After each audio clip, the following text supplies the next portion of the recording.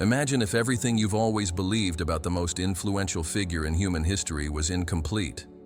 What if behind the divine image of Christ, there was a hidden story, carefully silenced over the centuries? A secret that, if revealed, could shake the pillars of faith, politics, and even human identity itself. This is not a tale of fiction or another sensationalist theory. It's an investigation based on forgotten documents, erased clues, and echoes that have withstood time. For centuries, the official history ignored questions that couldn't be asked, erased names that couldn't be remembered, and omitted facts that, if brought to light, would reshape the understanding of Western spirituality. This is the enigma of Christ's lineage, a web that connects kings, secret orders, hidden gospels, and a woman whose importance was deliberately diminished. The first suspicions arise when we delve into the early centuries of Christianity, where accounts were not unified, but multiple, conflicting, and often censored. The so-called apocryphal Gospels reveal profoundly different versions of Jesus' life and mission. They speak of a man who taught in symbolic language, who passed on secret knowledge to a restricted circle, and whose relationship with Mary Magdalene was more than just spiritual closeness. The canonical New Testament, written under political influence, omitted or reconfigured many of these nuances. But why? What was at stake was more than doctrine, it was power. Accepting that Jesus could have generated a lineage meant humanizing his figure, and humanizing Christ was to break with the dogmatic foundation of the Church. Throughout the centuries, whispers and documents have emerged suggesting that Jesus and Mary Magdalene were, in fact, married, a common practice among rabbis of the time. These clues were not created by modern authors, but come from ancient manuscripts, found in the desert, preserved in caves or hidden by monks who feared reprisals. The impact of such a revelation would be profound. A union between Jesus and Magdalene would imply the existence of direct descendants, a bloodline carrying not just genetics, but symbolism, spirituality, and legacy. The Holy Grail, in this context, ceases to be a sacred object and becomes something infinitely more powerful, a womb, a lineage, a secret. The metaphor of the Grail as a chalice containing the blood of Christ takes on a new meaning when interpreted as a code for the biological lineage of Jesus. Sangreal, an archaic term used in medieval texts, can be split as Sangreal, Holy Grail, or as Sangreal, royal blood. This semantic subtlety shifts the axis of the Christian narrative. We are faced with a possibility as disturbing as it is fascinating. Could Christianity have purposely erased the existence of a sacred lineage? And if so, why? The answer may lie in the power struggles that emerged shortly after the crucifixion, when different groups were vying for the interpretation of Christ's legacy. The religious and political authorities who dominated the church councils knew that controlling the narrative was essential to consolidate the empire of faith. And in this empire, there was no room for a human Messiah, married, and a father of children. The institutionalization of celibacy and the absolute divinity of Jesus served as tools to distance any trace of humanity and, with it, any possibility of physical inheritance. Therefore, everything that could threaten this construction was eliminated, distorted, or reclassified as heresy. Many documents were destroyed, entire communities were persecuted, and only fragments survived to tell this alternative story. Among these fragments, the figure of Mary Magdalene stands out, constantly degraded to a sinner, even without clear biblical basis for such an accusation. Her image was shaped by institutional interests that sought to conceal her true role, that of an equal, confidant, and perhaps wife of Jesus. It is precisely the exclusion of her importance that raises the greatest suspicions. Why such insistence on minimizing her? What threat did a woman pose beside the Savior, not as a follower, but as a spiritual and carnal companion? The answer may be the key to understanding the lineage that is proposed to be unveiled. During the Middle Ages, this enigma began to reappear in other forms. Encrypted texts, symbols and works of art, and even popular legends kept the mystery of the sacred lineage alive. The symbolism of the Grail, present in Arthurian myths, was not just a religious metaphor, but a subtle clue planted in broad daylight. Knights sought the chalice, but what they were really protecting was the secret of the lineage. Mystical and chivalric orders, like the Templars, were not just in search of relics, but of preserving knowledge that, if revealed, could liberate consciousness or destroy empires. This invisible thread runs through history, connecting seemingly disconnected episodes. From the councils of the 4th century to the Crusades, from the Inquisition to the French Revolution, there is a pattern of concealment, suppression, and reconstruction of a deeper truth. And all the while, the possibility of a living lineage continues to echo in the corridors of history. Some claim it has survived, camouflaged among European noble families, protected by secret societies, and disguised under carefully chosen surnames. The inevitable question arises: what if the blood of Christ still walks among us?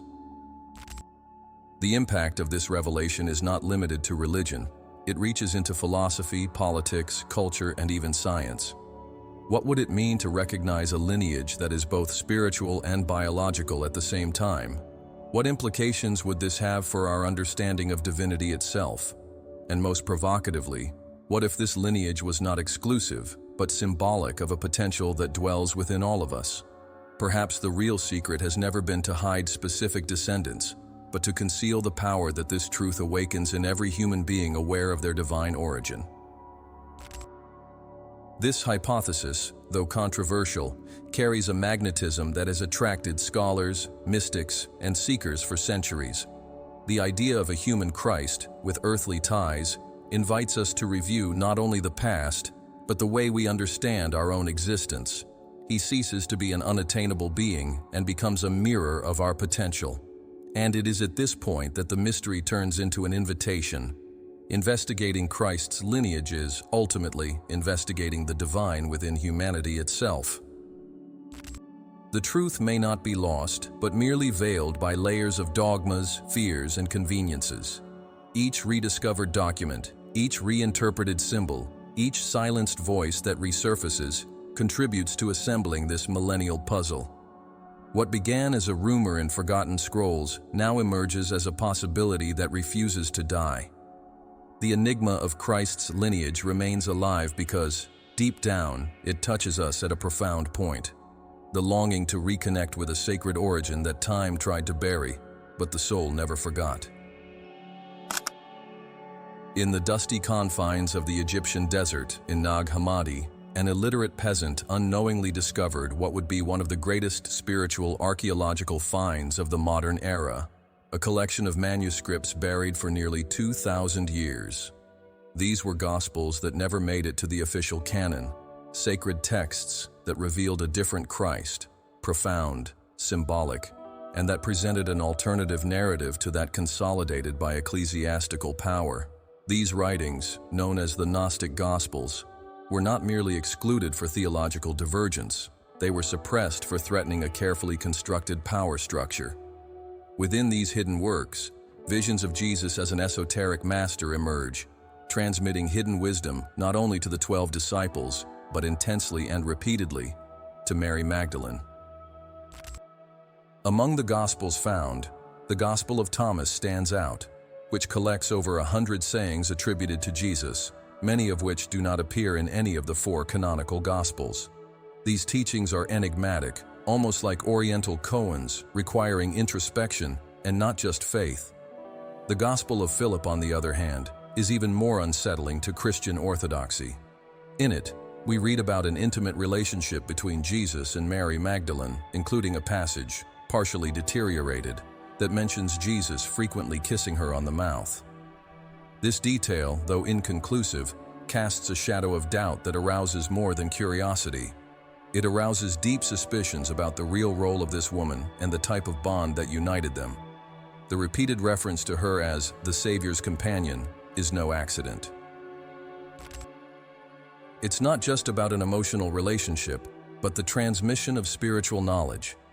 These Gospels suggest that Mary Magdalene was the recipient of a direct revelation, a guardian of cosmic secrets, someone who understood truths that the other disciples, immersed in earthly disputes, could not see.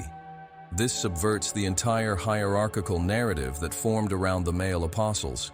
More than that, it proposes an internal revolution on how femininity was integrated into early spirituality, before it was systematically erased from official records.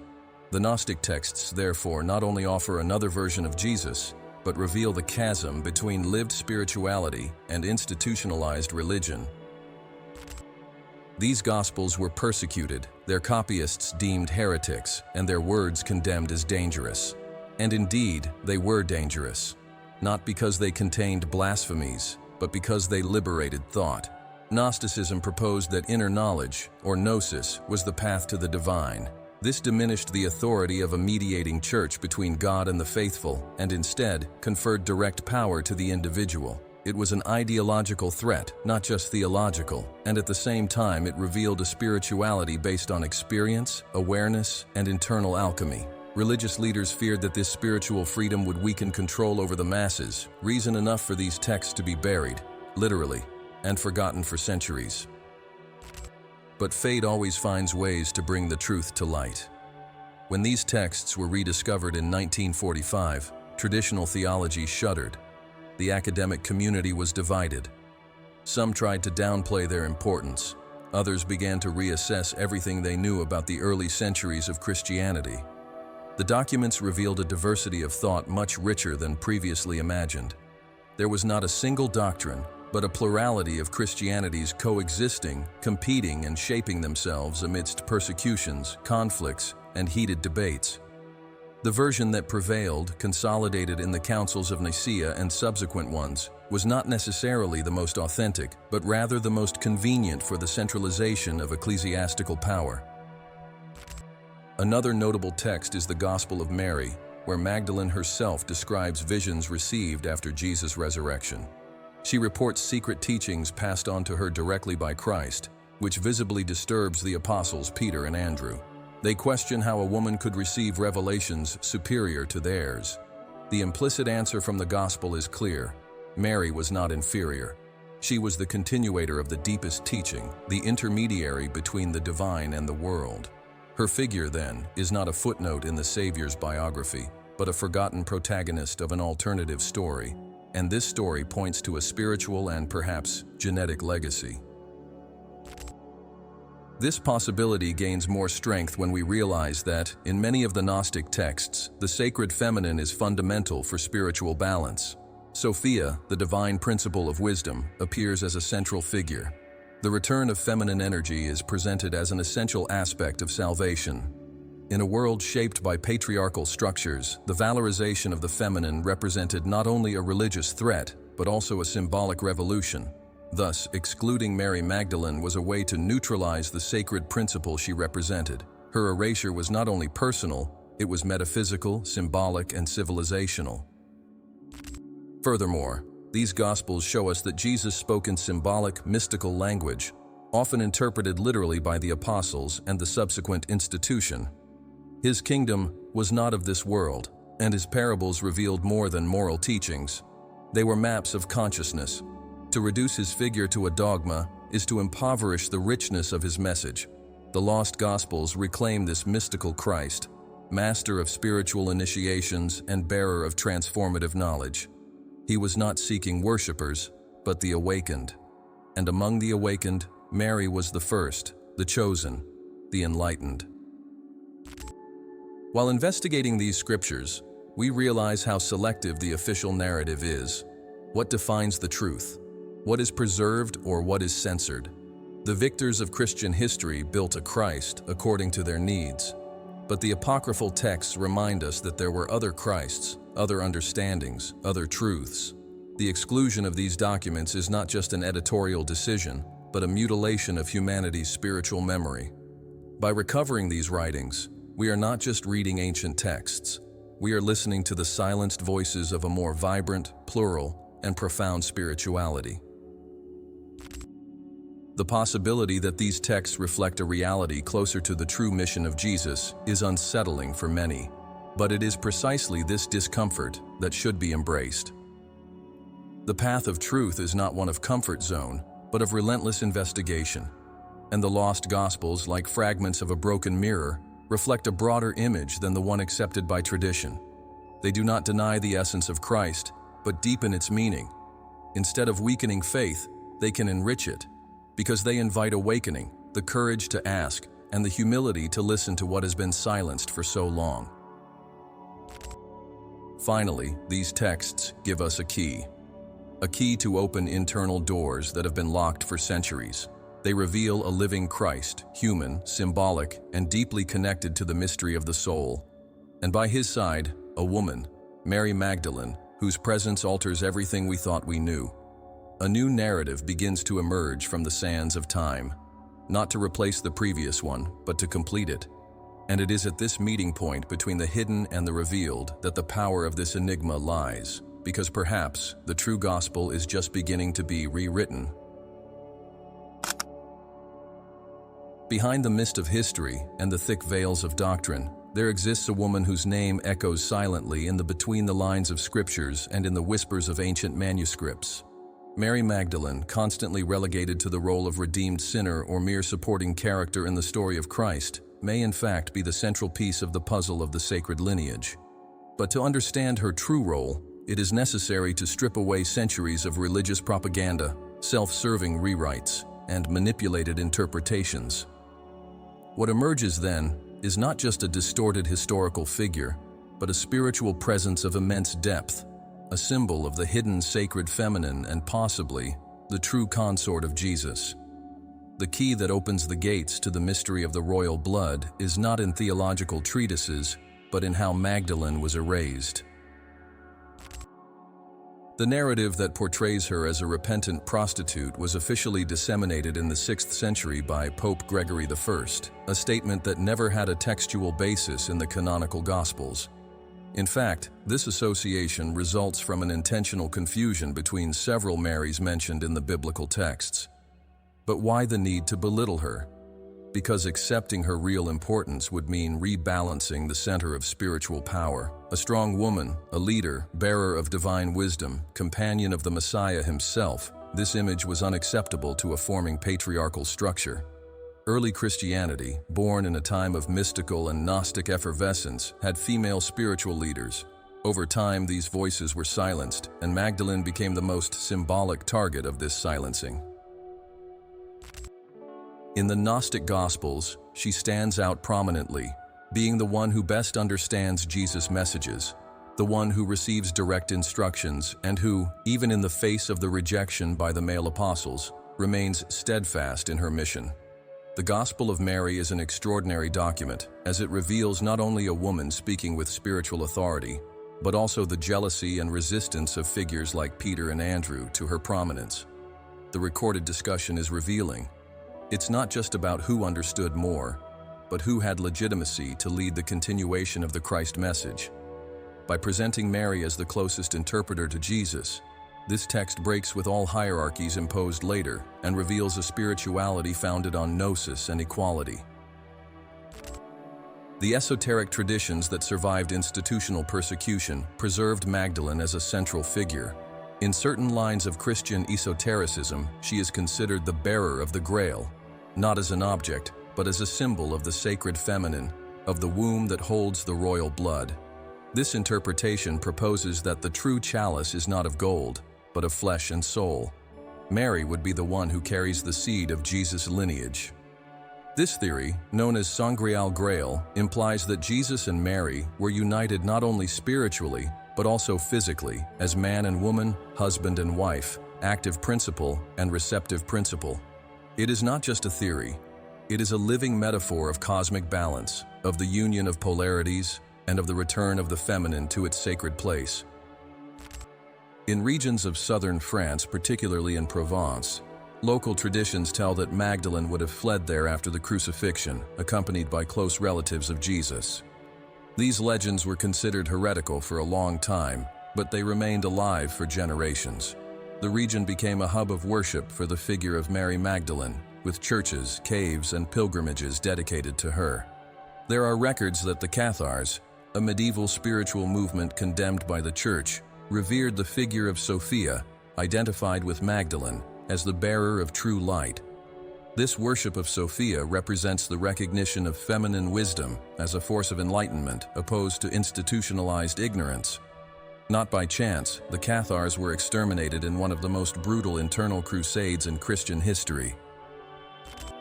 Maddalena's presence in initiatory circles, such as in Templar and Rosicrucian teachings, points to a secret that was never fully lost.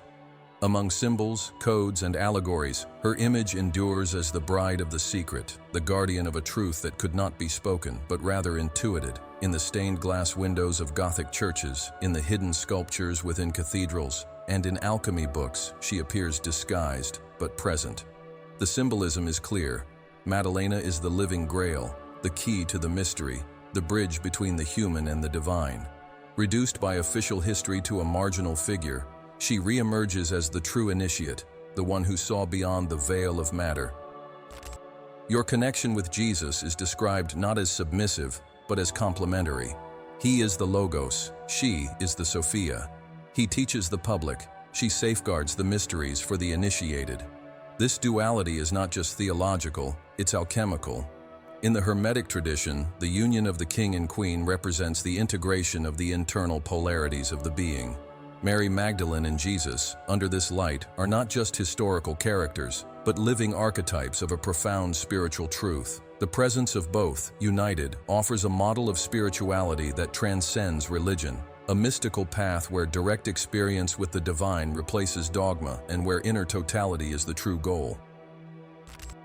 The suppression of Magdalene was not an accident. It was a strategy. By hiding the sacred feminine, institutionalized Christian history created an imbalance that echoes to this day. The absence of her figure as a teacher, companion, and initiate resulted in the marginalization of women in all Western religious structures. But this imbalance is being repaired. The resurgence of Magdalene in studies, arts, contemporary rituals, and spiritual circles points to a collective awakening. An ancient memory begins to rekindle in the human unconscious, that of true spirituality being integral, whole, unified between male and female, reason and intuition, heaven and earth. Many modern scholars, free from the constraints of orthodoxy, have been revisiting the figure of Magdalene with more attentive eyes. No longer the sinner, no longer the prostitute, but rather the initiated wife, the forgotten priestess, the bearer of royal blood. If she indeed continued the biological lineage of Jesus, as secret traditions and encrypted documents suggest, then her importance surpasses all boundaries that official theology has tried to impose. She not only witnessed the resurrection, she represented the living continuity of Christ, not on crosses, but in flesh, womb, and spirit. She did not merely follow Jesus, she embodied him. By connecting with the figure of Magdalene under this new perspective, we are not only rescuing a character from the past, we are activating an archetype within us. In every quest for truth, in every denied intuition, in every silenced female voice, there is an echo of her. And each time we restore her spiritual dignity, we heal a fragment of our own distorted history. Magdalene is not just part of the enigma of Christ's lineage, she is the very code that deciphers it. Her rediscovery is a call for the reconciliation of opposites, the restoration of truth, and the rebirth of a spirituality that does not fear the feminine, but honors it as essential.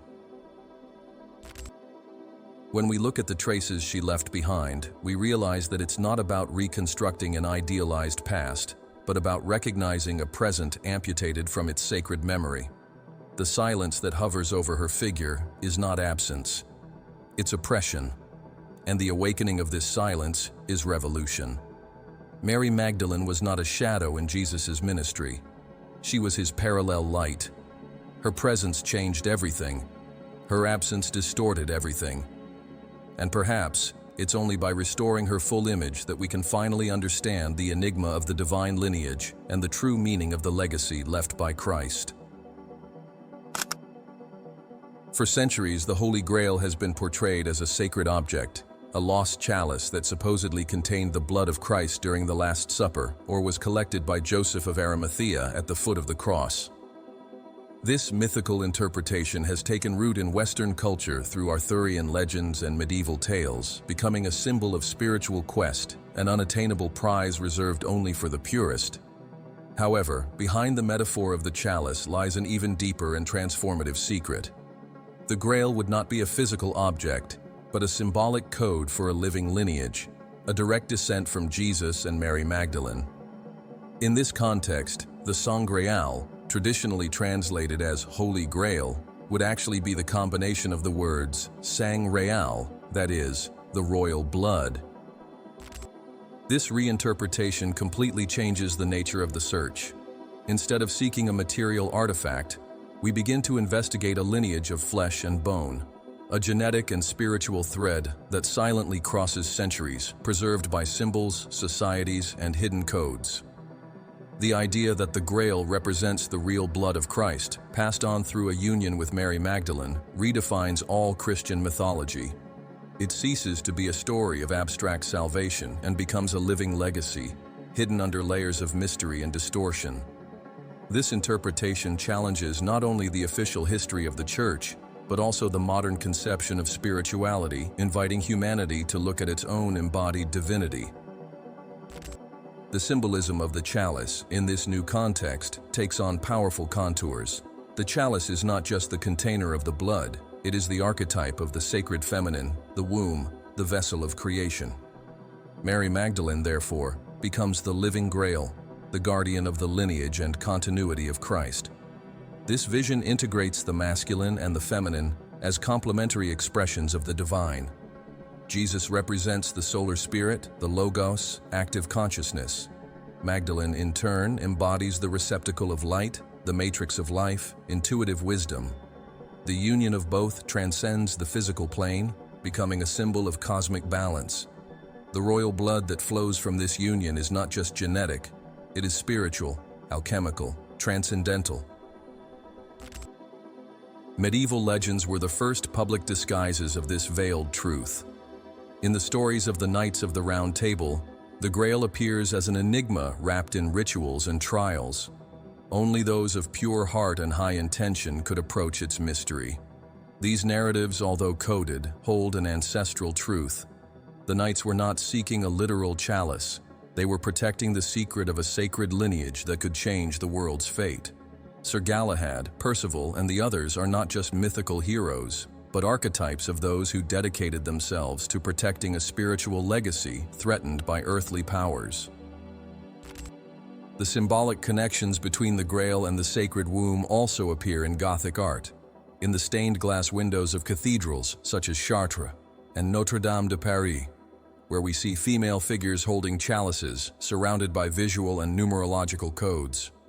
The positioning of the buildings, the geometries of the rose windows, and even the architectural proportions carry alchemical secrets.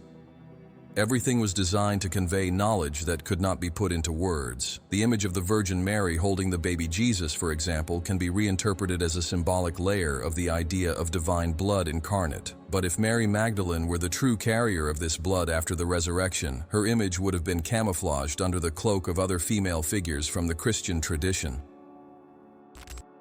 The expression Sang Grail appears in documents from the 12th and 13th centuries, and its recombination as Sang Real is attributed to later sources, such as in the texts of authors like Wolfram von Eschenbach, who mentions the Grail as a heavenly origin stone guarded by Templars. The symbolism of the stone, which also appears in traditions like alchemy, represents the indestructible spiritual core, the immortal essence. By associating Christ's lineage with this stone, medieval authors encoded the concept of a divine continuity that cannot be destroyed. The Philosopher's Stone and the Grail, in this sense, are faces of the same secret, the perpetuation of the divine in the material world. If we accept this premise, the entire structure of the Christian religion needs to be rethought.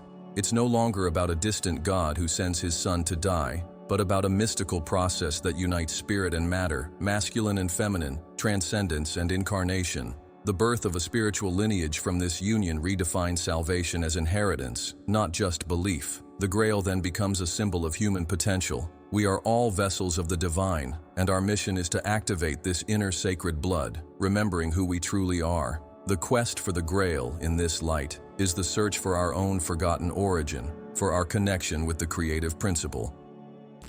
The concealment of this secret was not only spiritual, it had deep political motivations. A direct lineage from Jesus would pose a threat to papal authority and the power structures of the Church. If there were living descendants of Christ, heirs to his mission and his blood, the entire hierarchy would be delegitimized. The centrality of the institution as a mediator between man and God would crumble. Therefore, the secret was hidden, the texts destroyed, the symbols distorted. The Grail ceased to be seen as a lineage and began to be treated as an intangible mystical object, a narrative trap that prevented generations from seeing what was right in front of their eyes. Many scholars and esoterics believe that orders such as the Knights Templar, the Priory of Sion, and other secret organizations were founded or mobilized with the purpose of protecting this sacred lineage. The guardianship of the Grail, in this sense, is not a matter of archaeology, but of the spiritual and physical survival of a bloodline that carries the original light. There are records and symbolic maps that suggest escape routes for Jesus' family after the crucifixion, leading Mary Magdalene and her children to southern France, where the Grail tradition flourished. This lineage would have intermingled with European royal dynasties, especially the Merovingians, inadvertent guardians of a millennial legacy. The Grail, in this sense, is not lost. It has been hidden in plain sight, camouflaged among symbols, legends, and codes. Its revelation does not depend on archaeological evidence, but on inner awakening. The understanding of the Grail as royal blood and as a symbol of divine union is a call to humanity's ancestral memory. It represents knowledge that can only be activated by the heart. The hero's journey in search of the Grail is, in fact, the journey of the being seeking to reconnect with its sacred origin, with its spiritual lineage, and with the divine feminine suppressed throughout the ages.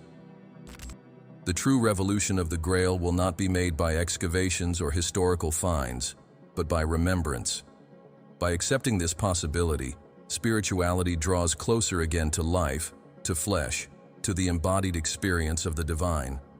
Jesus and Mary, united as an expression of the One, become models of awakened humanity. The royal blood runs not only through specific veins, but through all of humanity ready to remember its stellar origin.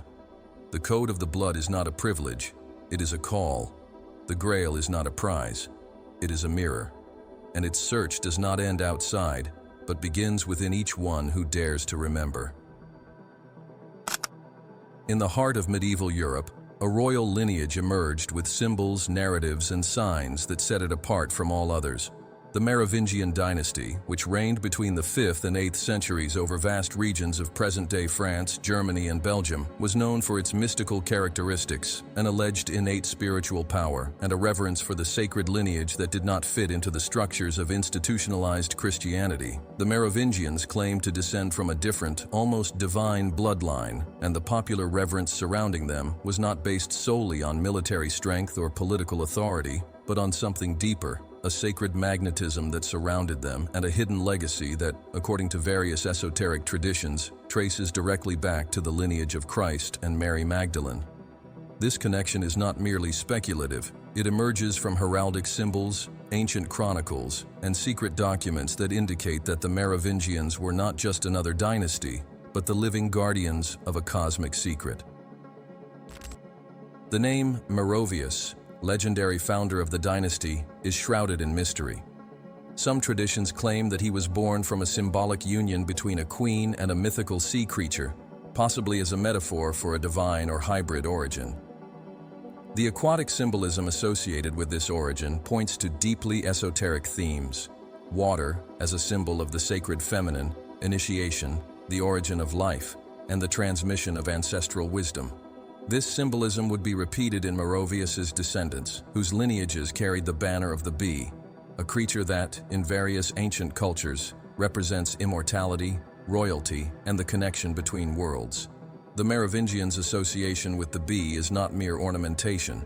It echoes ancestral practices of preserving hidden knowledge.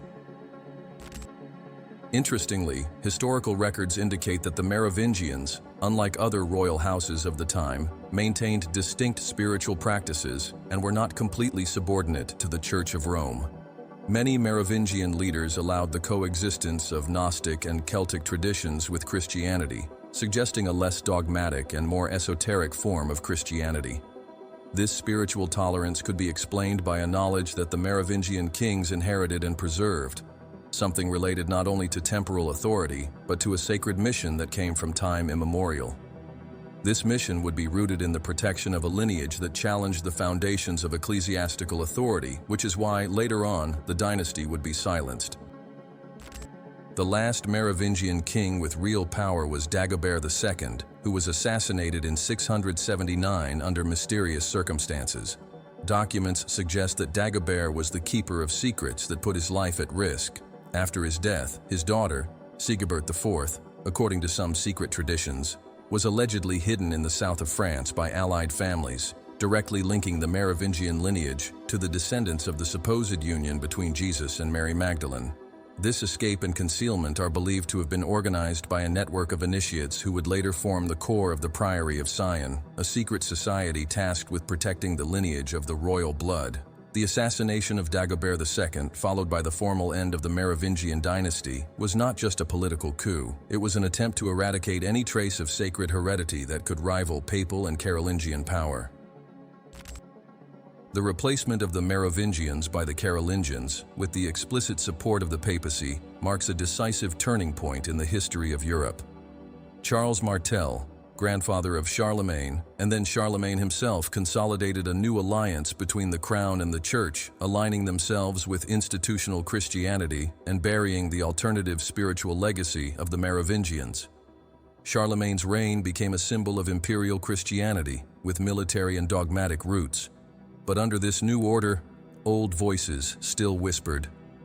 The Priory of Sion, which according to some secret documents from the Priory's secret dossier deposited in the National Library of France, would have kept genealogical records of the sacred lineage, continued its mission in a veiled manner, acting as a bridge between the visible world and a hidden history. The Merovingians are also notable for their symbolic relationship with the figure of the priest-king. Instead of ruling solely as political leaders, they were viewed as earthly representatives of a cosmic order, almost like real shamans. This model, largely lost in the West, is reminiscent of ancient Egyptian, Mesopotamian, and Jewish traditions, where the ruler also acted as an intermediary between gods and men.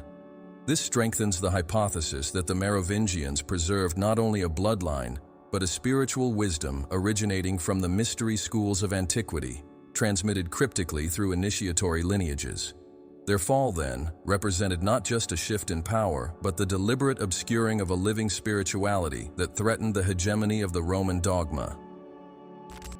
The Merovingians' connection with the Grail Enigma has been extensively explored by various modern scholars, especially those who investigated the links between royal genealogy, Templar legends, and secret documents. The work, The Holy Grail and the Sacred Lineage, which inspired the famous Da Vinci Code, is based precisely on the hypothesis that the royal blood was preserved through this dynasty, and that the descendants of Jesus and Mary Magdalene were never extinct, only hidden. The work, although contested by religious institutions, generated a global movement of reassessment of Christian history and the legitimacy of certain official myths. The popular fascination reveals the longing for a deeper truth, hidden under the dust of the centuries and protected by generations of initiates. In certain regions of southern France, where Magdalene is believed to have spent her last days, we find symbolic elements, architectural structures, and local traditions that seem to point to a physical and spiritual continuity of this lineage. Some noble families, such as the Blancheforts, Rennes-le-Château, and other lesser-known houses, are associated with the enigma of the royal blood. It is within this web of history, myth, and spirituality that the mystery intensifies. Each recovered document, each reinterpreted symbol, each stone cross embedded in a silent landscape of Languedoc tells a forgotten part of this sacred narrative. The lineage of Christ, camouflaged among coats of arms, parchments, and local traditions, still pulses beneath the surface of Europe. The Church's obsession with erasing traces of the Merovingians was not an isolated act, but part of a millennial campaign to rewrite sacred history for the benefit of a centralized authority. Burning books, eliminating spiritual leaders, persecuting dissidents. It was all part of an effort to maintain a monopoly over the sacred. But blood does not forget. It carries memory, purpose, vibration. And the Merovingians, although erased from official books, remained alive in the memories of secret traditions and in the hidden lineages that never broke. In each concealed name, in each unexplained symbol, there is a lost link in the sacred lineage, and gradually, these links begin to reconnect, revealing an ancient map whose final destination may very well be the awakening of humanity's true spiritual identity. The resurgence of interest in the Merovingians and their connection to the Grail is more than a cultural trend. It's part of an archetypal process of reintegration. History cannot be contained forever. What was suppressed begins to emerge, not as an imposition, but as a recollection. The Merovingians, then, are not just a lost dynasty. They are living symbols of the continuity of the divine on earth, silenced witnesses of a Christ who did not finish his mission with the crucifixion, but perpetuated it through a secret lineage that survives, resists, and now awakens. In the shadowy and hidden scenario of medieval history, where politics, spirituality, and ancient secrets intertwined, an order emerged that for centuries would be shrouded in mystery and reverence: the Knights Templar. Officially, their foundation took place in 1119, with the mission of protecting Christian pilgrims on their way to the Holy Land after the First Crusade. However, behind the appearance of defenders of the faith, there was something much deeper. The Templars quickly gained power, wealth, and hidden knowledge, becoming one of the most influential and enigmatic forces in Europe. But what few know is that their secret mission was closely tied to the preservation of a legacy that dated back to the origin of the Christian era, the sacred lineage of Jesus and Mary Magdalene.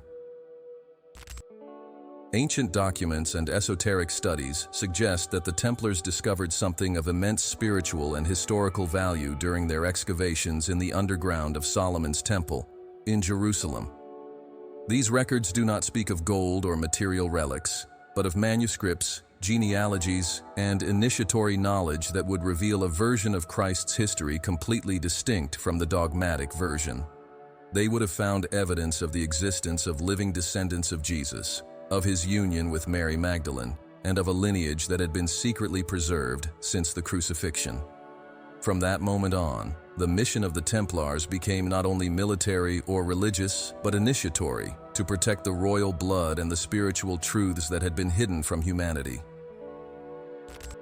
Connected to this same purpose was the Priory of Sion, an even more hidden and ancient order, whose origins date back to the 11th century, but which claimed to be a direct descendant of Jewish and Essene societies that have guarded sacred secrets since the time of Christ.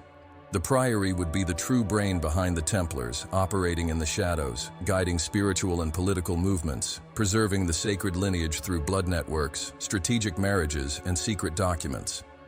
Among its grand masters are notable names such as Leonardo da Vinci, Isaac Newton, and Victor Hugo, all linked to esotericism and the symbolic transmission of coded knowledge. Their actions were not open, but coded, and their function, seemingly fictional, appears in the records as a constant, to protect the direct descendants of the divine union. For 2 centuries, the Templars accumulated influence, alchemical knowledge, sacred maps, and documents that eluded the control of the Church. They established safe routes, created modern banking systems, and built churches with sacred geometries that concealed codes related to the divine feminine, the Kabbalah, astrology, and the Golden Ratio. In strategic locations, such as Rennes-le-Château, Chartres, and Rosslyn, they constructed temples and structures whose symbolism seems to point to the alternative history of Christianity, often through carefully planned stained glass, reliefs, and architectural alignments. These works were not just beautiful, they were truth preservation devices, symbolic libraries that could be read by those who possessed the hermetic key to interpretation. The relationship between the Priory and the Templars is also evidenced in documents known as the Dossiers Secrets, found in the National Library of France and disclosed in the 20th century. These files contain detailed genealogies that trace the lineage of the Merovingians back to an origin that dates back to Jesus Christ. According to these records, the descendants were secretly protected for millennia, integrated into noble houses, preserved by discreet societies, and instructed in ancient knowledge that surpassed official theology. The maintenance of this lineage was not just a genealogical matter, but spiritual. It was about guarding a field of consciousness, a genetic memory encoded with the original light of the living Christ. With the excessive growth of the Templars and the Church's discomfort with their parallel power, the French king Philip IV, in collusion with Pope Clement V, executed a brutal plan. In 1307, on Friday the 13th of October, the Templars were taken by surprise, captured, tortured, and forced to confess to fabricated crimes. Jacques de Molay, the last Grand Master, was burned alive. But according to various sources, part of the order managed to escape, taking with them their treasures, not in gold, but in documents, symbols, and possibly living members of the sacred lineage. The Templar diaspora is said to have spread across Scotland, Switzerland, Portugal, and other regions where they continued their activities in secret, founding new orders such as Freemasonry, which would inherit many of the rituals and symbols of the original tradition. During this period of concealment, the Priory of Sion continued to operate behind the scenes. Its members, trained in symbolic language and numerical codes, kept the flame of the sacred lineage alive through art, music, literature, and science. Leonardo da Vinci, for example, in his works, such as The Last Supper, hid messages and representations that challenged the traditional narrative. The figure next to Jesus, traditionally identified as John, has feminine features, raising the hypothesis that it could actually be Mary Magdalene. This visual composition suggests a dual centrality, Christ and his consort, representing the balance of the divine incarnate. Da Vinci, as an initiate, left nothing to chance. The protection of this lineage implied risk and sacrifice. It wasn't a mission of glory, but of silent vigilance. Throughout the centuries, each Grand Master, each initiate, knew that they carried more than a genealogical responsibility. They carried the living symbol of a humanity that had forgotten its origin. Keeping this secret was not a cowardly escape, but a gesture of prudence in the face of a society that was not yet ready to receive the truth. A truth that would destroy the foundations of theocratic power and reignite the divine spark in the hearts of ordinary people. The secret, in this sense, was a seed, buried, invisible, but alive. The activities of the Templars also influenced the emergence of later spiritual movements, such as the Rosicrucians and the original Illuminati, who also dedicated themselves to preserving ancient knowledge and reactivating contact with the inner divine. All these groups, although distinct, shared a common axis, the recognition that there is a spiritual and genetic lineage that connects humans to the sacred, and that the history of humanity needs to be reclaimed in its fullness, not just as a chronology of empires, but as a saga of consciousness. The Templars ceased to be external warriors to become internal guardians, their successors continuing the work in silence, transmitting knowledge from master to disciple, from generation to generation. The narrative of the Priory and the Templars is not just a story of secrets and persecutions, but a profound reminder that truth cannot be destroyed, only slumbering. Each recovered manuscript, each revealed symbol, each deciphered word is a spark of a great fire yet to come, the fire of revelation. The sacred lineage, if true, represents more than just heredity. It represents the possibility of a humanity that remembers its divine origin, awakening from the sleep of ignorance and reclaiming its cosmic heritage. The Templars and the Priory of Sion, in this context, are not just chapters of a secret book. They are the sentinels of a truth that the human soul recognizes, even when the world tries to forget it. As Christianity grew as a religious and political force, one institution emerged as the exclusive guardian of the official narrative, the Roman Catholic Church. Since the Council of Nicaea in 325 AD, convened by order of Emperor Constantine, the Church began to determine which texts would be considered sacred, which voices would be authorized to speak on behalf of God, and which ideas would be labeled as heresy. This process was not just an effort of doctrinal unification, but a systematic operation to control collective spiritual consciousness.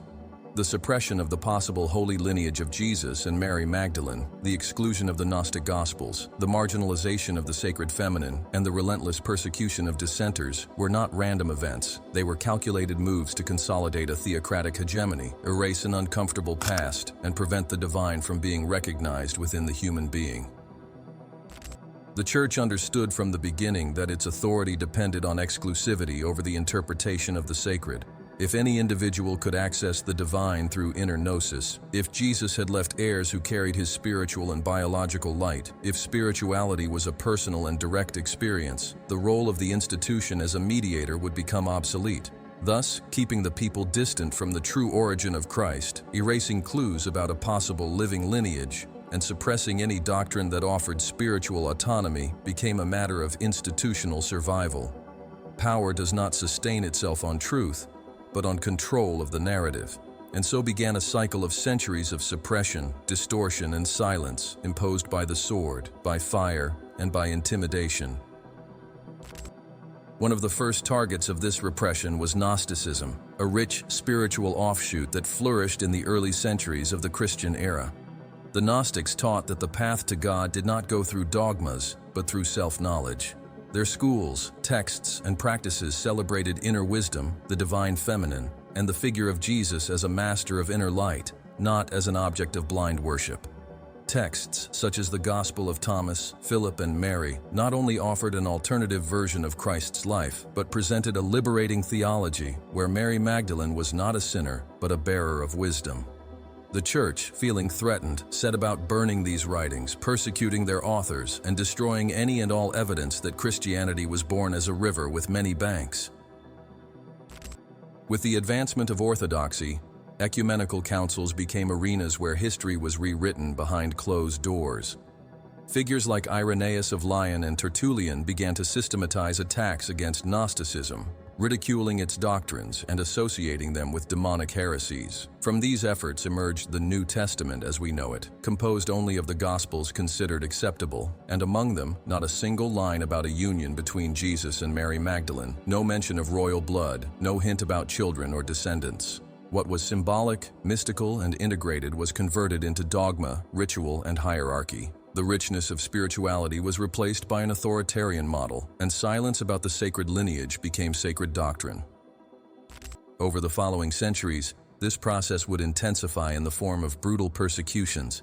The Inquisition, established in the 13th century, was one of the most powerful instruments of spiritual repression ever created. Supposedly created to combat heresy, the Inquisition was, in practice, a machine designed to erase any trace of the hidden tradition. Its main targets included the Cathars, a spiritual group that inhabited the south of France and held teachings about Mary Magdalene, the Grail, and the true lineage of Christ. The Cathars taught that the material world was corrupt and that the true Christ had transmitted secret teachings to his closest disciples, including a central female figure. The Church's response was the Albigensian Crusade, an internal holy war that exterminated entire communities, burned libraries, and plunged Europe into one of the darkest periods of its spiritual history. The suppression also directly affected women. Female leaders, so prevalent in the early centuries of Christianity, were systematically eliminated or reduced to invisibility. Mary Magdalene, once seen as the first among the apostles, was transformed into a symbol of sin and repentance. The figure of the spiritual woman was associated with the body, temptation, and error. Priestesses were labeled as witches. Intuitive wisdom was demonized. The sacred womb was exchanged for the stone altar. And the spirituality that integrated masculine and feminine was replaced by a patriarchal model where the sacred was something external, distant, unattainable, and above all, controlled by a male clerical caste. Unsatisfied with the exclusion of texts and figures, the Church invested in symbolic substitution. Mary, mother of Jesus, was elevated to the position of Most Holy Virgin, representing an idealized form of femininity, pure but devoid of active spiritual potency. Madeleine, on the other hand, was erased. By removing her figure from the official narrative, the Church eliminated the feminine principle from the Christic lineage and esoteric teaching. Christ was left alone, celibate, divine, unattainable. The sacred balance between masculine and feminine was broken. And with this, the truth of the living lineage was forgotten by most, preserved only by secret groups, initiatory orders, and underground traditions that survived on the thin line between memory and oblivion. But even with all the efforts of repression, the memory could not be completely erased. Symbols began to appear in unexpected places, in works of art, in corners of churches, in marginalized manuscripts. The image of Magdalene reappeared in Renaissance paintings holding a vase, symbol of the Grail. Gothic sculptures depicted scenes that did not match the official Gospels. Cathedrals were erected over places of worship to the sacred feminine, and their stained glass windows revealed hidden narratives for attentive eyes. Even the psalms and liturgical songs carried codes, numerical repetitions, hidden patterns that revealed another story, subtle and resistant. Each preserved symbol was an act of silent rebellion, a seed of what could not be said but never forgotten. The Protestant Reformation, although it broke away from part of the Roman oppression, did not recover the hidden aspects of the lineage. Martin Luther and other reformers maintained the patriarchal structure and the centralization of faith in previously censored texts. The true awakening of the memory of the lineage began to resurface only with the flourishing of initiatory societies from the 17th century onwards, when thinkers, artists, and occultists began to revisit ancient mysteries, reinterpret symbols, and search for the fragments of the buried truth. This movement culminated, centuries later, in modern works that challenged the official version, reignited the debate, and awakened dormant consciences to the possibility that Christ's lineage was never interrupted. The centuries of suppression therefore did not destroy the legacy of the sacred lineage. They merely hid it under layers of fear, ignorance, and institutionalized power. The silence imposed by the Church was not absolute.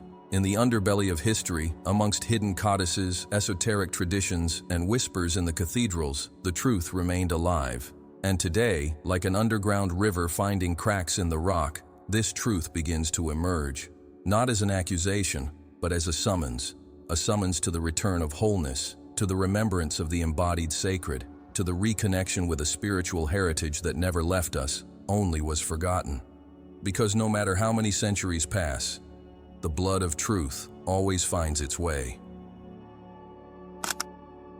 Between the shadows of time and the forgotten corridors of history, there pulses a silent possibility that the sacred lineage of Jesus and Mary Magdalene was never interrupted. An ancestral thread, woven between blood, spirit, and silence, would have traversed the centuries concealed among the least remembered names, enigmatic coats of arms, secret archives, exile routes, discreet marriages, and esoteric traditions. This thread, although invisible to most, would have been kept alive by those who knew that protecting the blood of Christ was, above all, protecting the divine spark still alive in humanity. The possibility that physical descendants of the Messiah walked, and perhaps still walk, among us radically alters the way we understand spirituality, history, identity, and human purpose.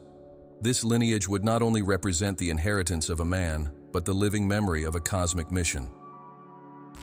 Various apocryphal sources, hermetic texts, and oral traditions maintain that, after the crucifixion, Mary Magdalene allegedly left Judea with a small group of followers and relatives, setting sail for the south of Gaul, now known as southern France. This journey was not just a simple geographical relocation, it was a sacred escape.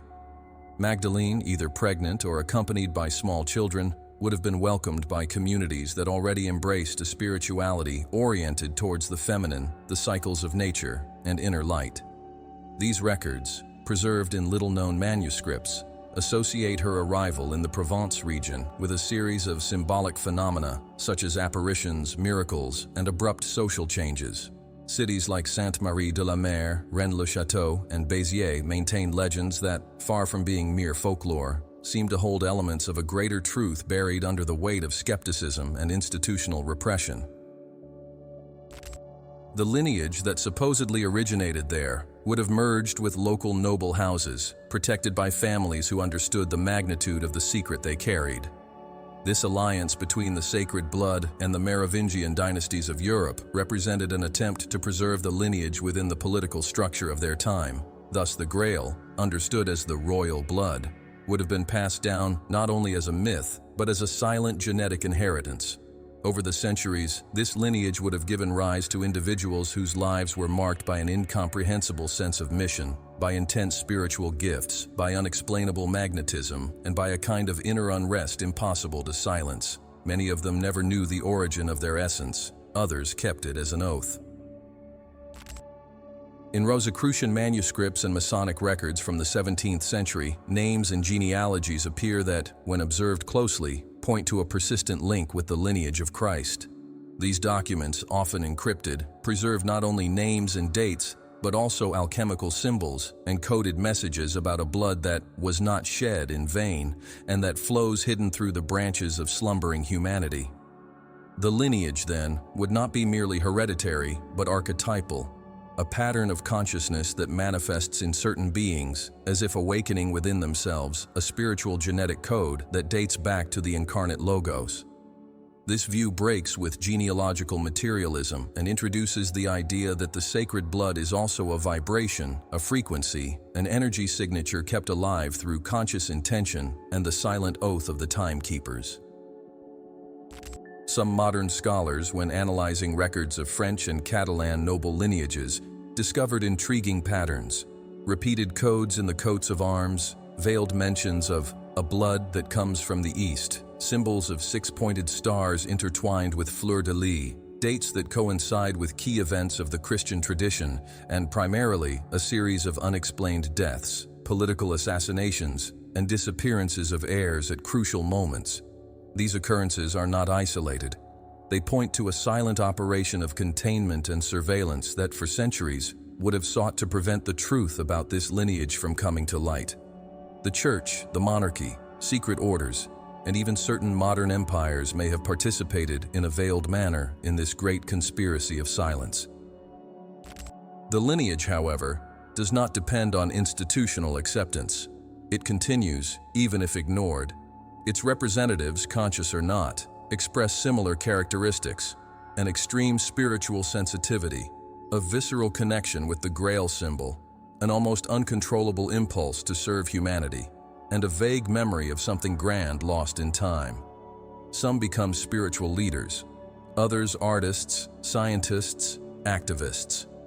There are those who walk in anonymity, preserving the legacy through simplicity, presence, and the vibration they emit. The lineage of Christ is not made of blood alone, but of consciousness. Blood is the channel, consciousness is the fire, and this fire does not go out, it only awaits the breath of remembrance. Beyond Europe, some branches of tradition assert that the lineage would have extended to other parts of the world through exiles, silent migrations, and strategic unions. Regions such as North Africa, the Caucasus, Tibet, and even parts of Latin America appear as convergence points of preserved spiritual lineages. There are indigenous communities that speak of children of the Eastern Star. There are African legends that mention a lineage of light that crossed the sea, and Andean traditions that speak of a solar blood that will one day return. These echoes, when deeply analyzed, reveal that the memory of the sacred lineage is universal, transcontinental, and transpersonal. It does not belong to a specific culture, religion, or people. It belongs to awakened humanity.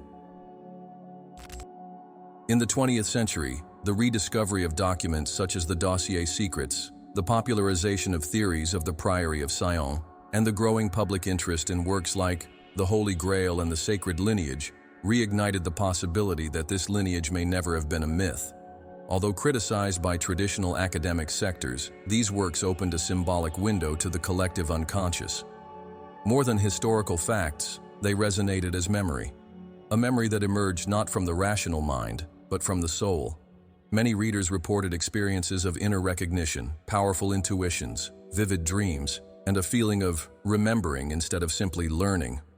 This suggests that the enigma of Christ's lineage is not only external, it's internal. It reverberates where the soul still holds the keys to the inner temple. Some names of contemporary families continue to be subtly associated with the sacred lineage. They rarely expose themselves, avoid the spotlight, and discreetly preserve certain rituals, symbols, and codes of conduct. There is no throne, crown, or formal authority. Instead, there is a silent responsibility, an awareness that the blood pulsing in their veins is more than inheritance. It is a mission, and this mission is not of domination, but of remembrance. To remind humanity that the divine can inhabit the flesh, that the spirit can fertilize the world, that history is not made up only of empires and wars, but of invisible threads that uphold the spark of truth. generation after generation. The lineage of Christ, therefore, is not an endpoint, but a continuous line. A line that did not break, even in the face of the Crusades, the burnings, the persecutions, and the corruptions. It survived because its essence is indestructible. It survived because it did not depend on external recognition, but on the inner flame of those who carry it. It survived because the royal blood is not only the blood of Jesus, it is the blood of all those who chose to remember their divine origin, embody love, protect the truth, and silently serve the higher plan.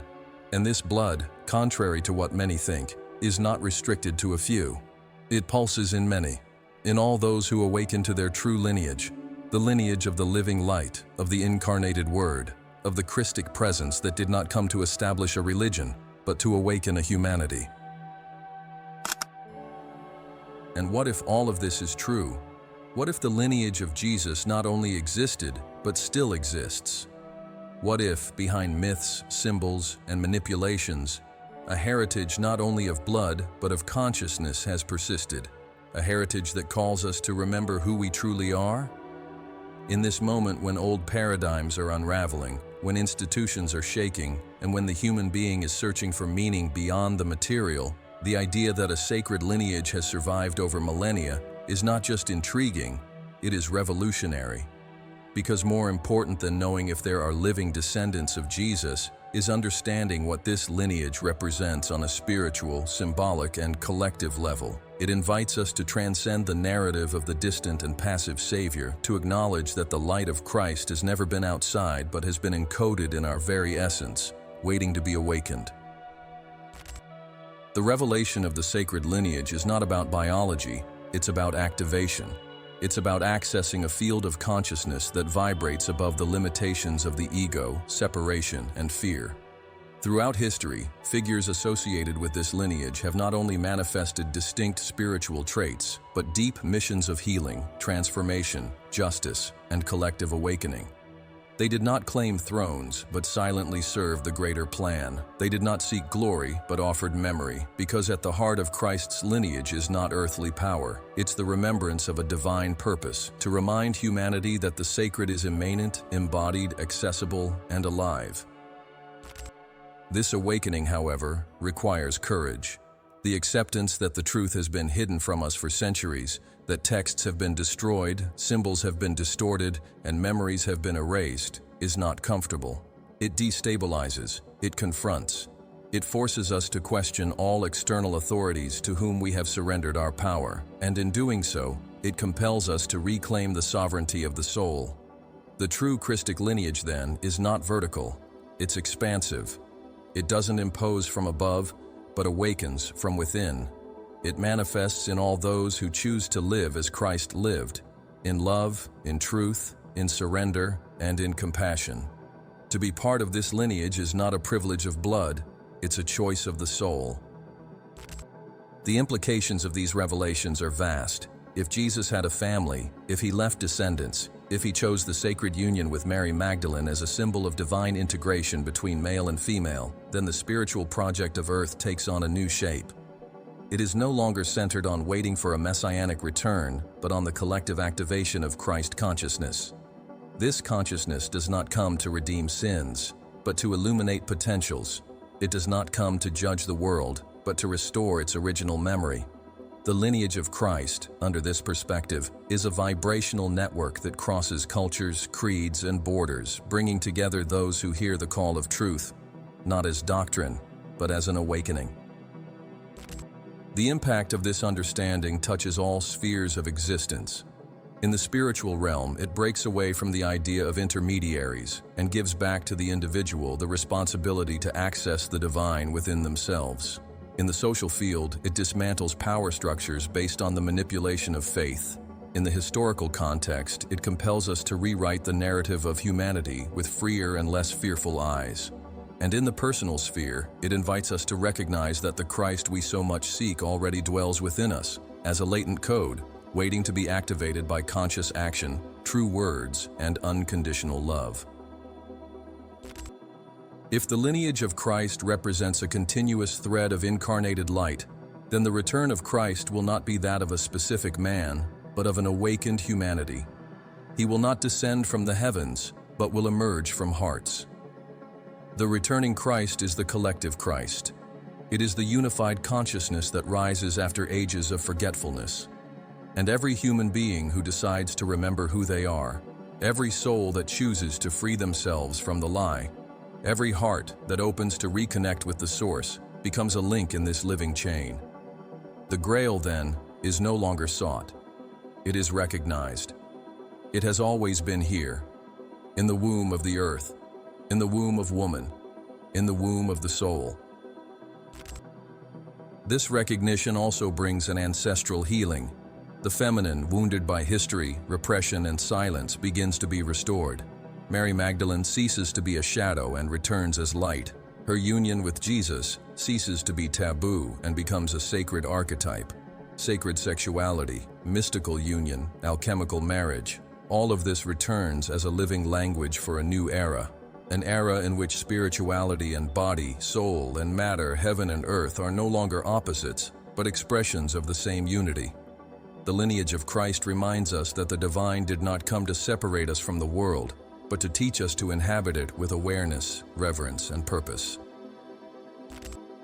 Revealing this lineage is not about destroying faith, it's about purifying it. It's not about denying Jesus' divinity, it's about expanding it to the point of recognizing it in everyone. It's not about exalting the flesh, it's about honoring the temple that we are. The true blasphemy is not saying that Jesus had a wife or that he had children.